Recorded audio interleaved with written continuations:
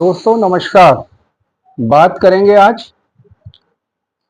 ICICI Prudential blue chip fund की। ICICI Prudential blue chip fund अपने category के सबसे बेहतरीन फंड्स में से एक है।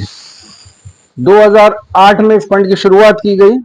ये लार्ज कैप कैटेगरी का फंड है और लार्ज कैप कैटेगरी का मतलब होता है कि फंड को अपने टोटल कॉर्पस का, टोटल एयूएम का 80% या उससे ज्यादा अमाउंट देश के टॉप 100 कंपनीज में इन्वेस्ट करना होता है।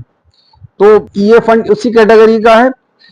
इसका एयूएम है 64,214 करोड़ रुपए, यानी कुल इस फंड में लोगों ने पैसा लगाया है 64,214 करोड़। बहुत बड़ा कॉर्पस है। एग्जिट लोड इसमें 1% का, अगर 1 साल से पहले पैसा निकालते हैं 1 साल के बाद कोई एग्जिट लोड नहीं लगता है। और इस फंड की एनएवी है 108 रुपए 5 पैसे, यानी 16 साल पैसे पहले किसी ने इसमें अगर 10 रुपए लगाए थे तो 10 रुपए के हो गए हैं 16 साल बाद लगभग 11 गुना, 108 रुपए 5 पैसे। और इसने सिंस इंसेप्शन 15% का रिटर्न दिया है। इसका बेंचमार्क है निफ्टी 100 और इसमें मिनिमम इन्वेस्टमेंट अमाउंट है 100 रुपीज। आप 100 रुपीज से अपना लमसम इन्वेस्टमेंट भी शुरू कर सकते हैं और 100 रुपीज से आप एसआईपी भी शुरू कर सकते हैं।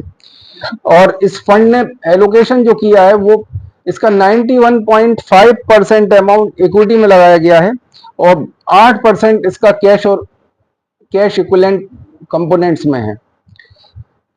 और जो 91% इसने इक्विटी में लगाया उसमें भी लगभग 90% सिर्फ और सिर्फ ब्लू चिप कंपनीज में या टॉप 100 कंपनीज में ही लगाया गया है।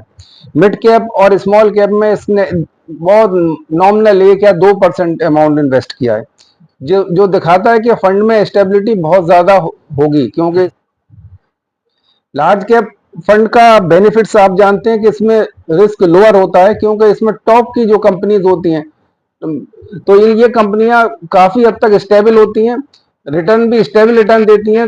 कंपेरेटिवली स्मॉल कैप और लार्ज कैप की इनका रिटर्न कम होता है, लेकिन इनका स्टेडी रिटर्न होता है, स्टेडी ग्रोथ होती है, इसीलिए इसमें रिस्क थोड़ा कम माना जाता है।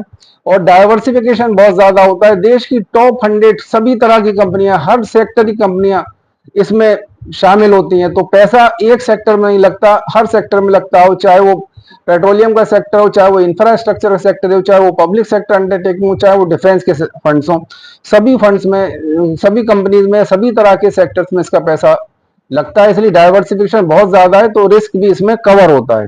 और जैसा कि आप जानते हैं म्यूचुअल फंड बहुत ही टैक्स एफिशिएंट होते हैं। इसमें कैपिटल गेन टैक्स का बेनिफिट मिलता है। अगर आप जो है 1 साल से कम टाइम इन्वेस्ट रहते हैं तो आपको शॉर्ट टर्म कैपिटल गेन का बेनिफिट मिलता है। और अगर आप लॉन्ग टर्म में 1 साल या उससे ऊपर के लिए इन्वेस्ट करते हैं तो आपको लॉन्ग टर्म बेनिफिट मिलता है। लॉन्ग टर्म कैपिटल गेन का बेनिफिट जिसमें 1,25,000 रुपए तक टैक्स फ्री अमाउंट होता है, जो कि in comparison to bank deposits आपको बहुत बेहतरीन है, क्योंकि बैंक डिपॉजिट्स में ये सुविधा उपलब्ध नहीं है। तो इस फंड ने जो इन्वेस्टमेंट किया उन कंपनीज में, वो टॉप कंपनीज 10 कंपनीज हैं। ICICI bank, Reliance Industries, L and T, HDFC bank, Infosys, Maruti Suzuki, Axis bank, Bharti Airtel और आईटीसी, यानी बेहतरीन कंपनीज हैं। ये अपने अपने फील्ड की और अपने अपने सेक्टर की टॉप कंपनी है, नंबर 1 कंपनीज हैं। और जहां तक रिटर्न की बात करें तो इस फंड ने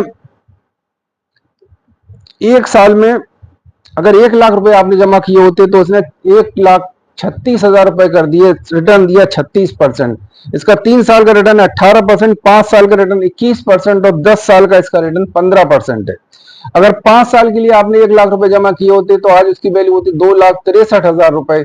और अगर 10 साल के लिए जमा किए होते तो इस फंड की आपकी 1 लाख रुपए 4 गुना हो जाते, वैल्यू होती 4,07,000 रुपए। और इसी पीरियड में अगर आपने इस पैसे को पीपीएफ में या एफडी में किया होता तो वहां पे मात्र 2,12,000 रुपए होते, यानी बैंक या पीपीएफ के मुकाबले आपके 1,95,000 रुपए आपको ज्यादा गेन मिलता है। वहीं अगर आप एसआईपी किए होते और 10,000 रुपए की आपने एसआईपी की होती तो 1 साल पहले अगर 10,000 की एसआईपी की होती तो आपके जमा होते 1,20,000, फंड की वैल्यू हो जाती 1,35,000 रुपए।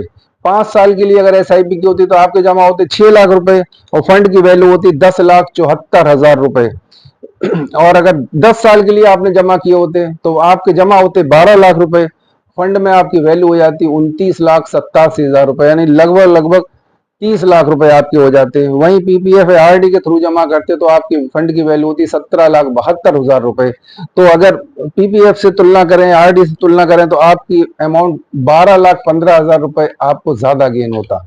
तो बेहतरीन फंड है अपनी कैटेगरी का। और जो लोग कम रिस्क लेना चाहते हैं, कम वोलेटाइल फंड्स में इन्वेस्ट करना चाहते हैं, रोज रोज बहुत ज्यादा फंड बढ़े नहीं, रोज रोज बहुत ज्यादा घटे नहीं, तो उन लोगों के लिए बेहतरीन फंड है, चैन की नींद सोने के लिए और बेहतरीन रिटर्न पाने के लिए।